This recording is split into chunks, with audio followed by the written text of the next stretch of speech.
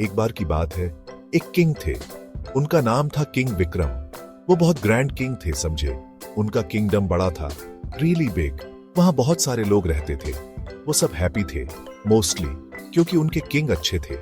वो हमेशा उनके लिए अपनी बेस्ट कोशिश करते थे। कितने नाइस किंग थे, है ना। किंग विक्रम का एक बड़ा पैलेस था, ह्यूज, जिसमें बहुत बहुत सारे रूम्स थे और एक बड़ा गार्डन भी, हर तरफ फूल ही फूल। पर किंग की बिगेस्ट जॉय, वो उनका गोल्ड नहीं था, उनके एलिफेंट्स नहीं थे। नहीं नहीं नहीं, उनकी बिगेस्ट जॉय थी उनकी छोटी बेटी प्रिंसेस अनन्या। वो इतनी स्मॉल और स्वीट थी, एक छोटे लड्डू जैसी, पर उससे भी ज्यादा क्यूट। हाँ, प्रिंसेस अनन्या अपने पापा किंग को बहुत प्यार करती थी। और पापा किंग, ओह, वो तो उसे किसी भी चीज से ज्यादा प्यार करते थे। यमी पराठों से भी ज्यादा। वो दिन भर साथ खेलते थे, हाइड एंड सीक उस बड़े पैलेस में। कभी कभी पापा किंग घोड़ा बनने का नाटक करते। ने अनन्या खिलखिलाती और अपनी टाइनी हैंड से ताली बजाती। उनकी हंसी पूरे पैलेस में गूंजती थी। Happy times. बताऊं आपको, किंगडम में हर कोई प्रिंसेस अनन्या को बहुत पसंद करता था। उसकी स्माइल तो मक्खन भी पिघला दी। यहां तक कि ग्रम्पी रॉयल कुक भी उसके लिए स्माइल करतीता था। वो अपनी स्वीट्स गार्ड्स के साथ शेयर करती थी। ये लो मिस्टर गार्ड, स्वीट खाओ, वो कहती। वो सनशाइन की एक छोटी सी किरण जैसी थी, एक टाइनी स्टार जो सबका तेन रोशन कर थीटा था। ट्रूली एक बहुत स्पेशल लिटिल प्रिंसेस। पर फिर ओहो, क्या हुआ। एक थीन प्रिंसेस अनन्या बीमार पड़ गई, वेरी इल। उसने स्माइल करना बंद कर थे, या वो और खेलना नहीं चाहती थी। वो बस अपने बेड पर लेटी रहती थी, इतनी क्वाइट, इतनी सैड। किंग का थील बहुत भारी हो गया, जैसे उन्होंने बहुत सारे समोसे खा लिए हों, पर सैड वाले तरीके से। वो वरीड थे, टेरिबली वरीड। किंगडम के बेस्ट डॉक्टर्स आए, tall doctors, short doctors, doctors जिनकी बड़ी मूछें थीं, डॉक्टर्स जिनके फनी ग्लासेस थे। उन सब ने प्रिंसेस को देखा। उन्होंने अपने सिर खुजलाए। वो एक थ्यूसरे से फुसफुसाए। हम वेरी स्ट्रेंज है, उन्होंने कहा। हमें नहीं पता क्या गड़बड़ है, योर मैजेस्टी। किंग को हेल्पलेस फील हुआ। बेचारे पापा किंग, उनका लिटिल स्टार मुरझा रहा था। प्रिंसेस अनन्या अपने बड़े कम्फी बेड में थी, पर वो कम्फी नहीं थी, वो सैड थी। उसने अपनी विंडो से बाहर देखा। आसमान डार्क था, ब्लैकबोर्ड जैसा। पर वेट, वो क्या चमक रहा था वहां, इतना ब्राइट, इतना राउंड। वो मून था, ब्यूटीफुल सिल्वरी मून। वो ऊपर कितना काल्म और पीसफुल लग रहा था, सो मैजिकल। उसने एक टाइनी वीक फिंगर आसमान की तरफ उठाई। पापा, वो फुसफुसाई। उसकी आवाज बहुत सॉफ्ट थी, एक छोटी चिड़िया जैसी। पापा, मुझे मून चाहिए। किंग और पास झुके। क्या कहा तुमने मेरी डियर, उन्होंने पूछा। मुझे मून चाहिए, उसने फिर कहा, एक टॉय की तरह। अगर मुझे मून टॉय मिलेगा तो मैं बेटर फील करूंगी। किंग की आंखें फटी की फटी रह गईं। मून टॉय की तरह, ओह माय गुडनेस। किंग भागे भागे अपने रॉयल कोर्ट पहुंचे। उन्होंने अपने मिनिस्टर्स को बताया, मेरी बेटी प्रिंसेस अनन्या को मून चाहिए, उन्होंने अनाउंस किया। उनकी आवाज गूंजी, पर वो वरीड वाली गूंज थी। मिनिस्टर्स ने एक थ्यूसरे को देखा। उनके चेहरे ब्लैंक हो गए, एक कोरे कागज की तरह। मून, कोई मून कैसे ला सकता है, वो बड़बड़ाने लगे। Moon, impossible. पहले आए royal adviser mister know it all. उन्होंने अपनी छाती फुलाई। वो हमेशा ऐसा ही करते थे, योर मैजेस्टी। उन्होंने बहुत सीरियसली शुरू किया।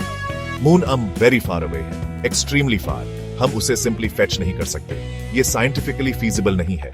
उन्होंने बड़े वर्ड्स यूज किए, पर उनसे किसी की हेल्प नहीं हुई, जरा भी नहीं। किंग ने बस एक गहरी सांस ली, इस बार और जोर से। Gap 2S। नेक्स्ट आए royal scientist doctor big brain. वो चार्ट्स और एक जायंट टेलीस्कोप लेकर आए। उन्होंने अपने चार्ट्स खोले। मून, उन्होंने डिक्लेयर किया, अर्थ से अप्रोक्सीमेटली 3,84,400 किलोमीटर दूर है। वो उस नंबर पर बहुत प्राउड लग रहे थे, और वो रॉक और डस्ट से बना है, टॉय मटेरियल तो बिल्कुल नहीं। Thanks for the info doctor big brain, very useful. Not. फिर रॉयल स्ट्रॉन्गमैन मिस्टर मसल्स आगे आए। उन्होंने अपने बिग आर्म्स दिखाए। थंप थंप महाराज, वो गरजे, मैं एक लैडर बनाऊंगा, एक वेरी वेरी टॉल लैडर। मैं उस पर चढ़कर मून ले आऊंगा। सबने उतनी टॉल लैडर इमेजिन करने की कोशिश की। थोड़ा सिली लगा है ना, पूरा कोर्ट पैनिक में था। क्या कॉस्मिक कॉमेडी थी, इतनी सी विश के लिए इतनी बड़ी प्रॉब्लम। इस सारे केओस और जोर जोर की बातों के बीच एक छोटी सी आवाज आई। वो जग्गू था, court jester. Usually Jaggu jokes सुनाने, फनी फेसेस बनाने और सबको हंसाने में बिजी रहता था, पर आज वो थॉटफुल लग रहा था। वेल, जितना एक जेस्टर थॉटफुल लग सकता है। उसकी आंख में एक लिटिल ट्विंकल थी, हमेशा वही ट्विंकल। जग्गू ने किंग को प्रणाम किया, फिर वो थेबे पांव चुपचाप प्रिंसेस अनन्या के रूम में गया। किंग क्यूरियस होकर उसके पीछे गए। जग्गू उसके बेड साइड पर बैठ गया। माय डियर प्रिंसेस अनन्या, उसने बहुत सॉफ्ट आवाज में कहा, तुम्हें मून चाहिए, तुम कहती हो। ये मून कितना बिग है रियली। उसने अपनी काइंडेस्ट स्माइल दे, एक ऐसी स्माइल जो किसी को भी थोड़ा बेटर फील कराती। प्रिंसेस अनन्या ने जग्गू को देखा। वो वीक थी, पर उसने एक टाइनी स्माइल थी। उसने अपना लिटिल थंब ऊपर उठाया। ये बहुत बिग नहीं है जग्गू जी, वो फुसफुसाई। जब मैं एक आंख क्लोज करके देखती हूँ तो ये बस मेरे थंबनेल जितना स्मॉल है। उसने उसे अपना टाइनी थंबनेल दिखाया, और ये सो शाइनी है, सो शाइनी।